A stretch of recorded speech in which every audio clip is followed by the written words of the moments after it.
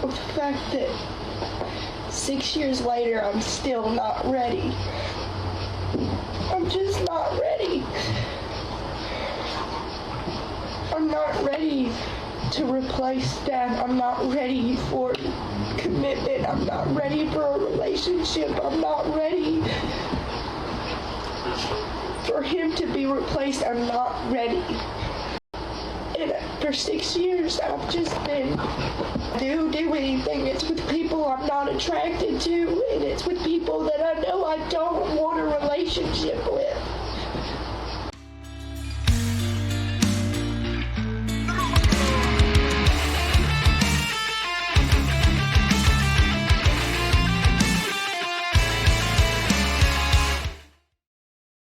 Fine gentlemen across the world, welcome back to another episode of Women Dating After Divorce. As we're gonna kick it off with this one right here that says, I don't know if you can read it, divorce is hard. It is, madam, it is. I'll never lie to someone. Truth is, I can't love you right now. I haven't gotten my heart back yet. Maybe one day, but I'll never ask you to wait. I'm okay just being me, a single mom. I'd rather be just me than replace him with someone I can't give my all to. So with that being said, guys, let's listen to her and let's find out. I don't know what's worse. Hurting you?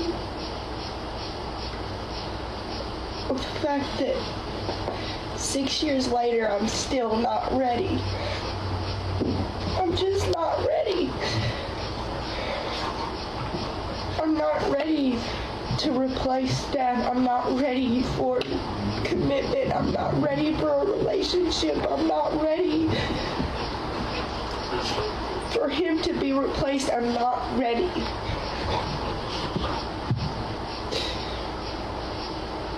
And for 6 years, I've just been do anything. It's with people I'm not attracted to, and it's with people that I know I don't want a relationship with. But you're a good person, and I'm not gonna keep you here when I'm not ready, and I can't give you all of me. I can't give you all of my heart. I can't give you all of my brain. I can't give you, because I don't even have it back. I don't even have it to give you, you know? Do I want him back? No. But I'm not ready to replace that yet. Alright, so we're gonna pause it right here. It's a little hard to understand her when she's crying and you have the dog just making a mess back there.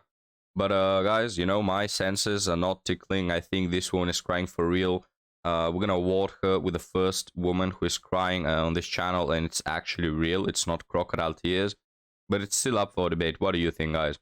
But the thing is, she mentioned, you know, she's been divorced for 6 years, and she's been dating multiple people who she either doesn't like back, or you know, she's apparently now with a guy who she likes, but she can't fully commit to him because she's still thinking about her previous ex-husband, which it seems, you know, it turns out that he was a really bad person, and this is why the marriage broke apart.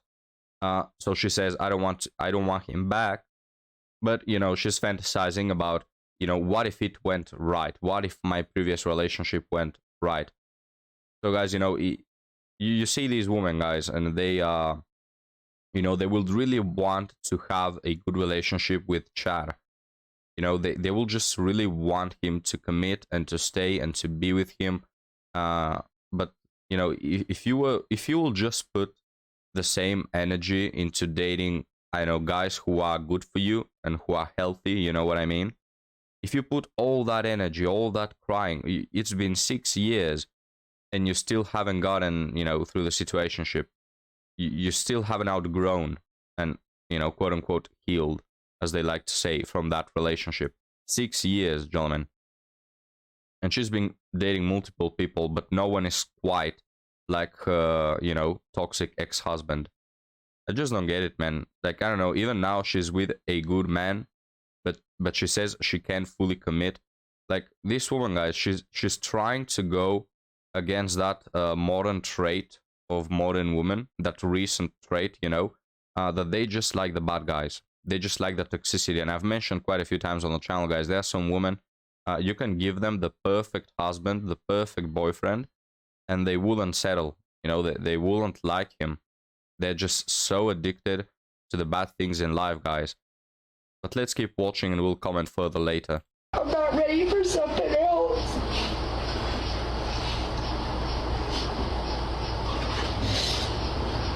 Even though I've gotten my 2 beautiful babies from this 6 years. And maybe that's just how my life was supposed to go, and that's fine. Because I love them. I love my babies.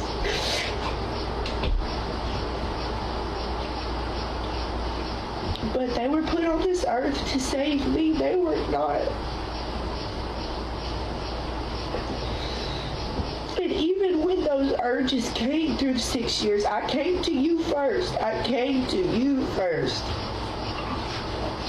Whether you responded, whether you said something hateful, whether you were nice for 3 seconds, either way, I still came to you first. But here we are. And so the video ends right there, guys. And as mentioned, she's just really trying to get over her ex-husband, but she can't. And it's ironic because how many women have we seen, guys, on this channel that get divorced and like 2 weeks later, they're already in another relationship, talking about that the worst thing from their, you know, failed marriage is that they didn't get to keep the wedding photos or some crap like that, man. Like, absolutely no like feeling of remorse or sadness.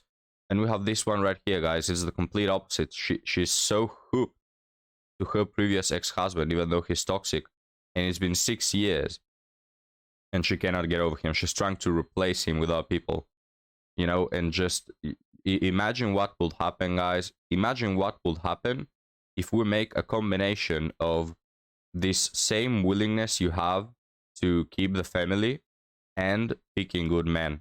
Just imagine the possibilities, gentlemen. Imagine in what household those kids would grow, right? But the problem nowadays with society, guys, is that the divorce rates are extremely high. People don't last in marriages. And you see just a lot of women jumping from one guy to another, from one marriage to another. And, you know, just think about it, guys. What would happen if women had the ability to pick good men, and at the same time they put this amount of effort into the relationship? We will go back to the 17th century probably. But guys, now enough about this woman. Let's cover the other candidate for today, and let's see what her experience after divorce is. I've learned so much after experiencing betrayal and divorce that even though I'm not ready to date again, I feel so much better equipped. And granted, I haven't been in the dating scene since I was like 18, 19 years old, so I do think a lot of wisdom comes with age, but also this experience. Now, I know what sex and corn addiction looks like. I know the harmful effects of corn, whereas before, whenever I entered into my relationship and my marriage, I didn't really know the harmful effects. I thought it was pretty much fine for occasional use. And now I see the error, even not even related to any of that, just the error in my ways of picking the partner that I chose, and how anxiously attached I was, and how insecure I was, just not sure of myself, not sure of my place in life. And all of that contributed to me getting in that unhealthy relationship. And now I know who I am, and now I know what I want, and so I just feel like I'm going to be able to be more securely attached. And I'm fine on my own, financially stable on my own, and I know that I'm healed because, well, partly healed because my old type, like anytime a guy has reached out to me during this time period, it's like I have a certain discernment about me where I'm like, no, I'm not even going to respond to that. Whereas before, years ago, I would have been like, oh, it's rude if I don't respond. Oh, I need to, whatever. It was just not good. And I can see warning signs in other people. Like, I'm watching Vanderpump Rules right now, season 1. and it's where Jax cheated on Stassi, and you know, he lied about it. And whereas before I went through any of this, I would have been like, well, maybe the whole Vegas thing isn't true. Maybe that was a long time ago. Maybe it was just that one incident. Well, maybe they could work their relationship out. Well, maybe he is really changing.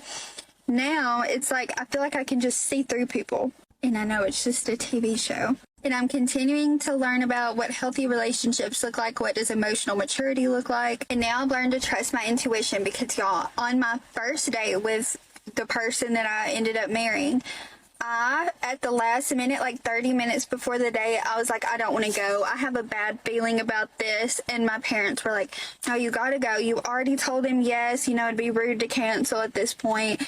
So I went. And of course, you know, like the love bombing stage. And I was like, oh, this was the best night ever. I'm so glad I went. Looking back, I wish that I had trusted that gut feeling. And from now on, whenever I get that little like intuitive hit, I will be listening to it. Intuition, gentlemen, can be a good weapon, but it can be equally as bad and damaging when you are a person who cannot discern between good and bad men. Because at that point, your intuition is just a roulette. It's, you know, it could land on anything. But guys, let's put on some gameplay, as we're gonna close the video with these thoughts, guys. That, you know, today's women, not half bad, right? They're not entitled. They're not shouting to the camera or wearing 200 piercings, you know, like a Christmas tree. But guys, they're genuinely lost, right? They're genuinely out of touch. They don't even realize where they went wrong. They know, you know, the end point was wrong, and they feel bad and they feel miserable about what happened, but they really don't know why. And guys, say what you will, but today's, you know, dating, and not only dating, but partner picking, it's not it. It's really not it. I mean, some people have commented that even prearranged marriages are better than this, and I agree. Even though I don't think that prearranged marriages are the best option. But in today's day and age, guys, it's literally anything. Like anything other than what we have would be better. You know what I mean? And you don't have to take it to the extreme where, you know, someone has to force you into dating another person. But if you wind the clock back, what we used to have time ago, guys, was, you know, just the family, especially the father, helping the daughter pick. You know, like the family was actively involved in helping their kids to make a good choice. And, you know, why not? If your parents taught you so many things about life and help you throughout and hold your hand while, you know, you were going through a lot of things, why not help you in literally, you know, the most important decision in your life? Because getting married, guys, in my opinion, is probably the most important decision you have to make in your life. I've mentioned you can change a job if you lose it. You can, you know, change so many things about your life that you don't like. But marriage, you know, is not supposed to be changed anytime you don't like it, like modern women do, where they have a problem. You know, this marriage is not going anywhere. Let me just divorce, get half his crap, and move on to the next attempt. You know, so these women, guys, they tried and they failed.